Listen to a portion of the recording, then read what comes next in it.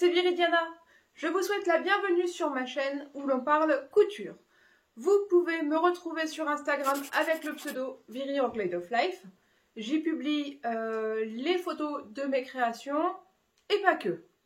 J'ai aussi un site internet qui s'appelle vogol.fr. Vous pouvez retrouver les créations que j'ai à vendre. Et je suis coach couture pour Urban Ferry. Dans cette vidéo, je fais le bilan du défi que je me suis lancé la semaine dernière. Si vous ne l'avez pas eu, je le mets dans le petit. C'est parti!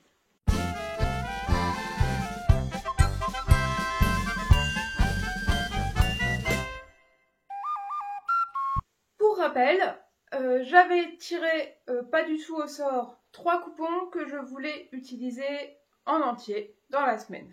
En premier, il y avait le débardeur vert que je voulais terminer et utiliser les chutes de tissu jusqu'au bout. Alors, hop, le débardeur est terminé. Je dirais même que assez rapidement, j'ai assemblé le débardeur, mais j'ai encore procrastiné une bonne partie de la semaine avant de faire l'ourlet. J'ai fait l'ourlet à la recouvreuse. J'aime bien, ça fait un travail très propre. Et ça va relativement vite en fait, mis à part qu'il faut que je transforme ma surjeteuse en recouvreuse. Sinon, c'est hyper rapide de faire ça. Malheureusement, mes petites chutes, elles sont toujours là. Je n'ai pas pris le temps de couper dedans les différentes parties de caleçon ou de culotte que je voulais faire. Pour cette partie-là du défi, c'est raté. Qu'à cela ne tienne, il y avait en deuxième tissu un tissu rouge terracotta avec des motifs japonais. Ça ressemblait à ça. Et ceux qui me suivent sur Instagram savent que dedans, j'ai réussi à réaliser une chemisette et une chemise. Hop. Voici la chemise avec des manches longues, des petits plis aux manches, hop, un col monté, une patte de boutonnage à même. Qu'est-ce que je peux dire? J'adore coudre des chemises. En fait, je me suis aperçue avec ce défi que j'adore coudre des chemises.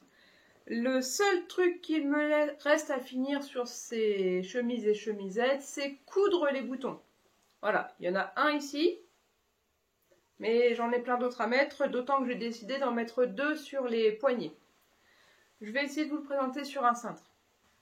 Donc voici la chemise numéro 1 que j'ai faite pour mon mari avec des manches longues et tous les petits points techniques qui vont bien pour une chemise, donc c'est-à-dire un col avec pied de colle, des manches montées avec des petits plis sur les côtés, les poignets, l'arrondi en bas. Comme on me l'a demandé sur Instagram, je vous ai fait quelques petites vidéos pour le placement des boutons, des boutonnières en tout cas, la manière dont moi je procède. Voilà. Mais sinon, je vous mettrai aussi dans un petit i, à un moment, la vidéo d'Elsa où elle explique ça parfaitement. Voici comment je fais pour placer mes boutonnières. Alors, en premier, je mesure l'intervalle que j'ai entre mes 2 surpiqûres. Ici, j'ai 3,5 entre les 2 surpiqûres. Ce qui veut dire que je vais placer mes boutonnières sur la ligne du milieu entre les 2 surpiqûres. Donc à 1,75 cm de ma surpiqûre. Voilà, donc à 1,75 de ma ligne de surpiqûre. Ensuite, je vais placer mon premier et mon dernier bouton, là où j'ai envie qu'il soit à peu près. Donc en général en haut, je mets environ 5 cm du pied de colle. Et bah, le dernier, c'est pas mal ici en fait. Ok. Hop, de loin ça fait ça. Et il me reste encore 4 boutons, ce qui fait 5 intervalles. Alors, entre 55 qui est mon repère ici et 0, et ben j'ai 55 divisé par 5, ça fait 11. Ah bah alors là pour le coup c'est facile. J'aurai des boutons tous les 11 cm. Voilà, ça donnera ça. Donc je vais tout simplement tracer un petit repère à l'endroit où je veux que la boutonnière commence et elle ira légèrement vers le haut parce que ma machine elle recule tout le temps. C'est là qu'il faut qu'elle commence et elle va aller par là.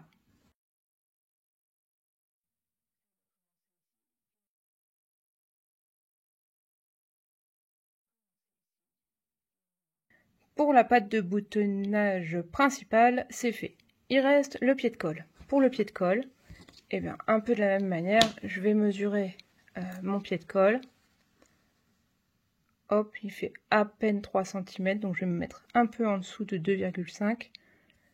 Un peu en dessous de 1,5, je dis des bêtises. Et en longueur, eh ben 1,5 ça me semble pas mal aussi. Donc ça ferait un départ ici pour aller dans ce sens-là. J'ai choisi de mettre 2 boutons, donc j'ai entre les surpiqûres 6,5. Ouais, j'ai 6,5. 6,5. Si je laisse 1,5 en haut et 1,5 en bas, ça me laisse beaucoup trop. Alors 2 et 2, ça va pas, donc on va faire 1,75 du haut et 1,75 du bas. Je pense que ce sera pas mal. Et pour... donc elles vont être dans ce sens-là, on est d'accord. Hein. Et je voudrais que le bord extérieur de la boutonnière arrive à 1,5, donc à la moitié en fait de ce qui dépasse là du poignet. Donc j'ai déjà tracé une ligne à 1,5.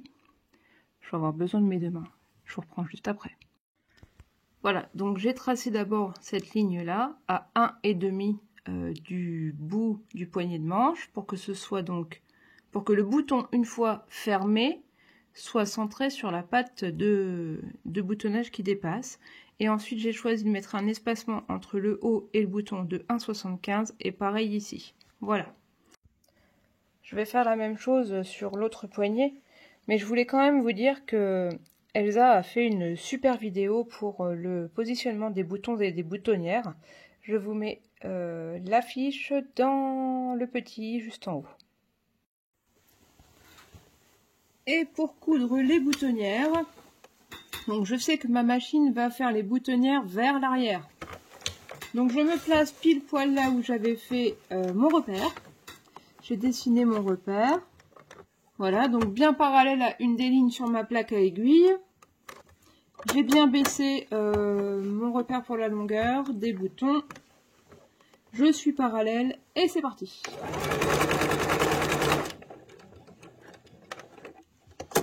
J'enchaîne avec la suivante. Je coupe même pas les fils entre deux, en fait je les couperai tous à la fin.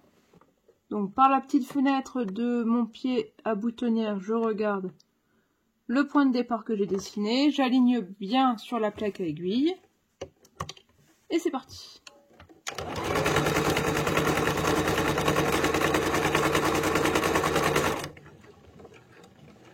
Et voilà, j'ai plus qu'à fendre les boutonnières et coudre les boutons juste en face. C'est un patron qui vient du livre Coudre pour homme, Couture pour homme de Genaël Duong. J'avais déjà fait cette chemise à au moins 3 reprises, si ce n'est 4, avec beaucoup de succès, donc j'aime la faire et la refaire. J'ai fait donc celle-ci pour mon mari. Et ensuite, il y a en version chemisette pour mon fils. Même tissu, mais pas tout à fait le même style, parce qu'en bas, il n'y a pas d'arrondi. Et avec les manches courtes, c'est tout de suite autre chose. Donc, dans mon coupon de tissu qui faisait 3 mètres, j'ai donc fait 2 chemises. J'ai aussi fait 2 ranges baguettes chinoises, avec des baguettes dedans, que j'ai doublé avec un serge de lin, une cochonnerie à coudre hein, qui s'effiloche beaucoup, voilà. Mais pour faire des ranges baguettes, ça ne se voit pas. Je vais vous insérer une petite vidéo des différentes étapes de montage de ces ranges baguettes.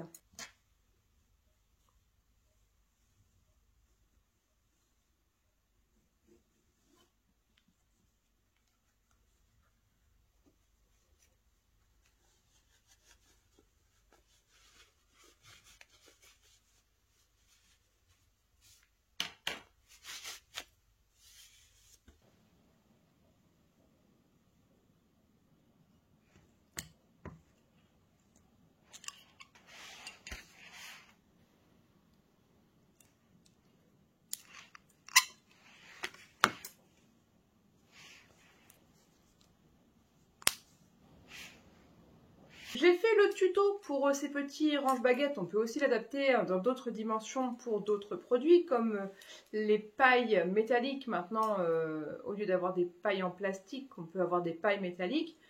Voici de quoi les ranger. Je vous remets dans le petit i le tuto pour ces petites choses. Et dans la fin du coupon, j'ai préparé 16 lingettes démaquillantes lavables qui font 10 de côté. Une fois cousu, ça fera plus que 9 parce que je fais 0,5 de chaque côté. Et j'en ai 16. Le coupon a donc été utilisé en entier. Pour ça, c'est une réussite. Le troisième coupon que j'avais à coudre, c'était celui-ci. C'est une double gaze non froissée que j'ai eu chez Dressenstoffen avec des chevrons. Et dans ce coupon qui faisait environ 1,50 m, 1,60 m suivant les endroits, j'ai casé une chemisette qui sera un cadeau pour un ami demain. Enfin aujourd'hui, puisque vous verrez la vidéo demain. Voilà. Donc pareil, les boutonnières sont cousues là, mais il n'y a pas encore les boutons. Ah oui, je ne vous ai pas fait voir. Donc les boutons pour cette chemisette là sont de la couleur d'un des chevrons. Pour mon fils, c'est des petits boutons marrons qui ressemblent beaucoup à du bois. C'est ce qu'il aime bien. Et pour mon mari, ce sont des petits ronds comme ça, assez géométriques pour aller avec le motif géométrique. Donc voilà, une chemisette, donc une plus grande taille que celle de mon fils. Donc ça a utilisé un peu plus de tissu que pour mon fils. J'ai rajouté 2 pinces dans le dos pour la cintrer un petit peu, parce qu'avec la double gaze, ça semblait vraiment grand. Mais sinon, c'est le même principe, un col avec pied de colle. Et puis, que des choses qui vont bien. Pour terminer ce petit coupon, il me restait environ 35 cm sur toute la laise. J'avais fait un sondage sur Instagram et vous m'avez toutes, non pas toutes, c'est pas vrai, à la majorité, vous avez répondu de faire un chèche dedans. Un foulard, un chèche. Bon, en fait, je pense qu'on dit un foulard pour les femmes et un chèche pour les hommes, hein, quelque chose comme ça. Donc voilà, j'ai donc un chèche. J'ai juste fait un surjet étroit, 3 fils. J'ai pas fait de rouloté parce que comme c'est une double gaze, ça se roulotait pas proprement. Et hop.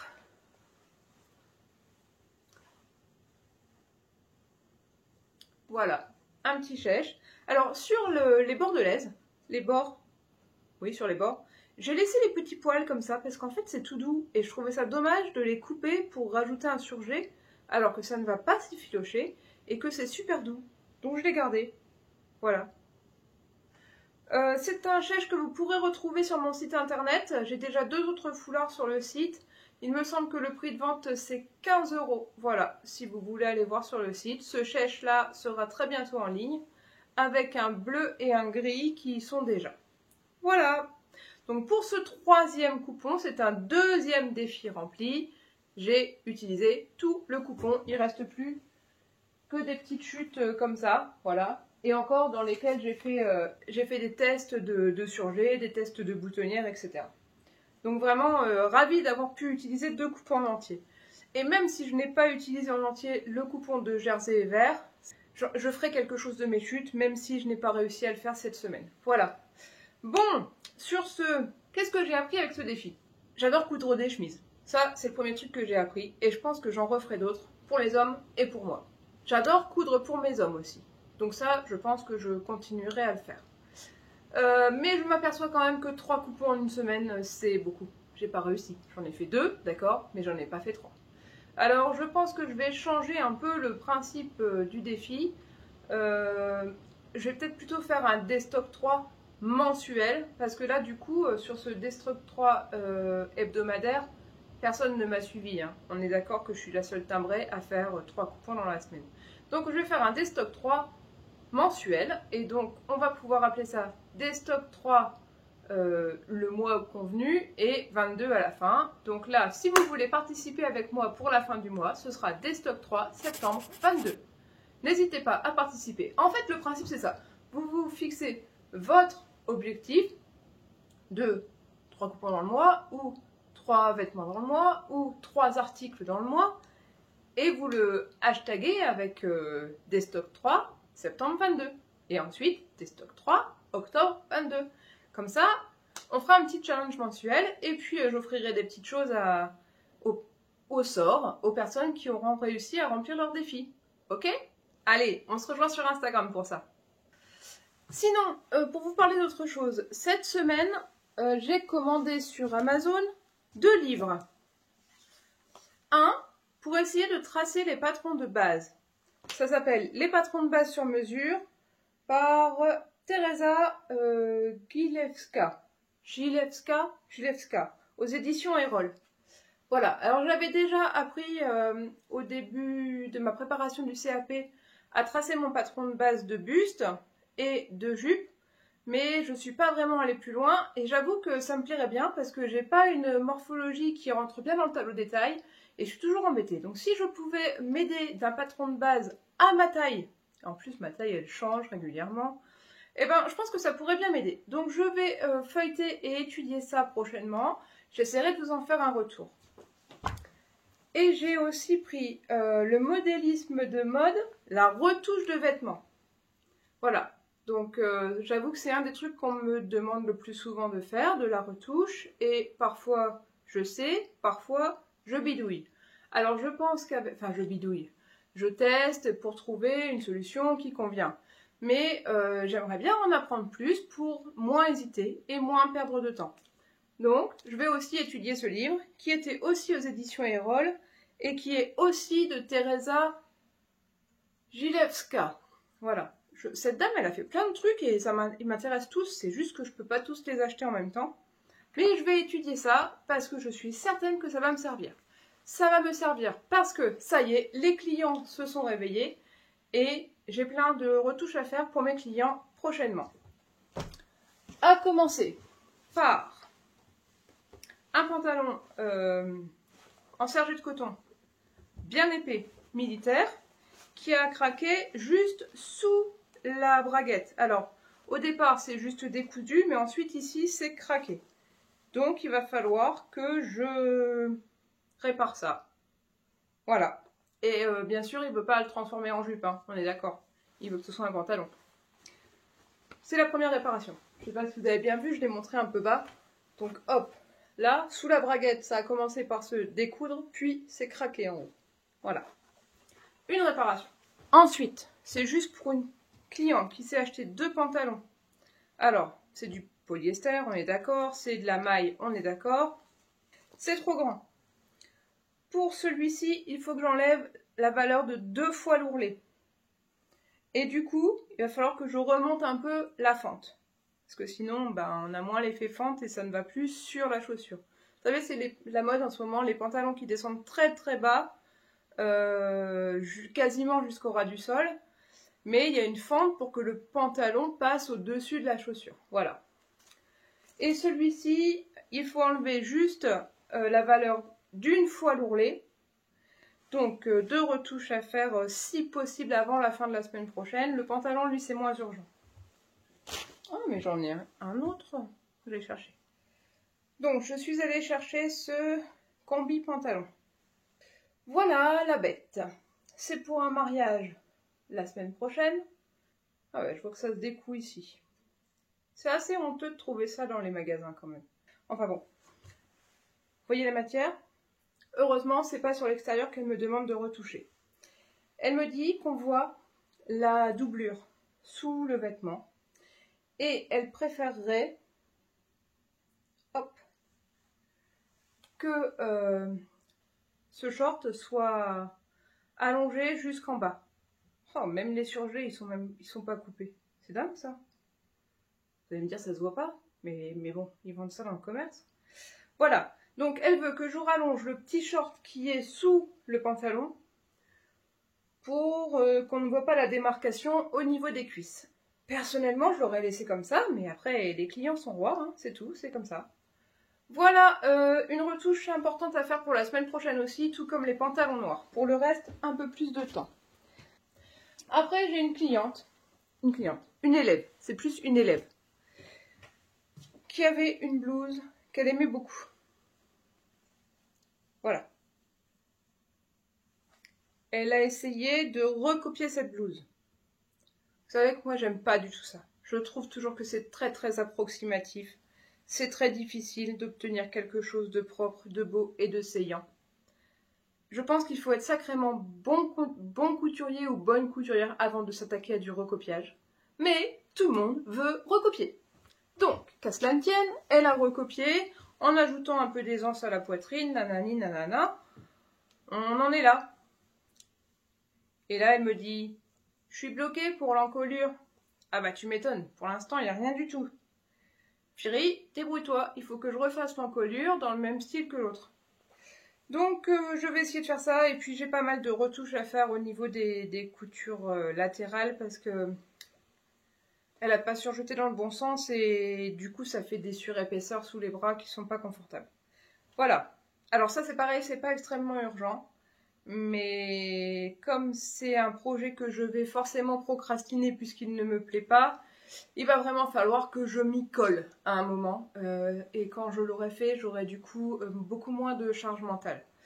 Et puis, sur Instagram, Manon Filin Bon Coton et Odette et Léon ont lancé un défi pour réveiller ses cousettes. C'est-à-dire pour réparer, transformer, customiser une cousette qui reste au placard depuis un moment et qu'on procrastine pour modifier et que du coup on ne porte pas. Bon, ce défi me plaît parce que j'ai plein de choses à faire aussi comme ça. Allez, je vous fais voir. Je commence par un t-shirt Hercule que j'ai fait pour mon fils à l'arrache la veille d'un de ses voyages chez Mickey. Il avait besoin d'une encolure en V. J'ai très bien réussi ma pointe de V, enfin pour un premier col en V. Par contre, c'était une surjeteuse que je connaissais pas et elle m'a tout bouffé le côté. J'avais absolument pas le temps de recouper une bande d'encolure, refaire la pointe du col, etc. Donc il l'a porté le jour J sous ses vêtements et après on ne l'a plus jamais porté. Donc j'aimerais changer cette bande d'encolure pour qu'il y ait une encolure régulière partout quoi. Voilà, un projet à customiser pour le défi hashtag réveille ta cousette. C'est bien ça hein? Oui c'est ça, hashtag réveille ta cousette. Deuxième chose que je voudrais transformer, vous savez c'est mon deuxième legging en viscose là que j'avais fait pour le tuto, hop le tuto du legging. Sur le deuxième legging j'ai posé une bande élastique anti-glisse et je ne l'ai pas encore fait sur celui-ci. Eh ben c'est le moment. On continue. J'ai une veste, hop, une veste en jean, désigual. Je l'aime beaucoup, il y a plein de détails qui sont vraiment très sympas. Le problème c'est que mon bras... il rentre pas. Enfin, il rentre plus. Je vous fais voir. Ah. Voilà. Ici, là, c'est très très serré. Il manque pas grand chose, mais pour l'instant, c'est pas confortable. Du coup, je le mets pas parce que ça tire partout. J'ai toujours dans mon stock des morceaux de bas de jean quand je fais des transformations. Voilà. Et donc, le but, ce serait de faire un empiècement en forme de goutte d'eau ici, pour donner de l'aisance au biceps. C'est facile, c'est une couture sans surpiqûre ici, donc je pense que ça ne devrait pas être très compliqué. C'est un de mes projets. Alors peut-être pas pour cette semaine, mais comme le défi Réveille ta cousette va jusqu'au 7 novembre, je pense que j'ai le temps de faire ça et ce serait vraiment l'occasion de rendre utilisable cette veste. Pour finir avec ce défi Réveille ta cousette, j'ai aussi une robe que j'aimerais retoucher. C'est une robe en tencelle, elle est très jolie, très fluide. Le problème c'est que comme sur beaucoup de vêtements, mon bras, il va pas notamment ici, voilà. Donc je pense que pour qu'elle soit portable, il faut que je réduise juste en mancherons. Si je fais juste des mancherons, j'arriverai à porter cette robe. Donc c'est aussi... de quoi relever le défi, réveille ta cousette. Voilà, ma petite robe en tencelle. Je ne sais pas si ce défi sera rempli cette semaine, mais c'est quelque chose que j'ai envie de faire prochainement. Pour cette semaine, hormis les deux pantalons noirs à retoucher, le combi short, il y a aussi quelque chose que je voudrais faire parce que je rends visite à Elsa samedi prochain et j'aimerais coudre pour ses enfants. Donc, souvenez-vous, dans mon dernier haul Dressenstoffen, j'avais acheté ce jersey rose, donc ce sera pour les filles, et ce jersey bleu avec des petits dinosaures pour Milo. Voilà. Quel patron? Pour l'instant, je ne sais pas, mais ça, c'est les 2 coupons que je voudrais utiliser cette semaine pour les enfants d'Elsa. Voilà, vous savez tout. Je pense qu'on a un très chouette programme. Pour l'instant, je vais aller m'asseoir dans le canapé pour coudre des boutons sur les chemises. J'espère que cette vidéo vous a plu. Mettez un petit pouce si ça vous a plu, abonnez-vous, je vous fais des bisous et à la semaine prochaine.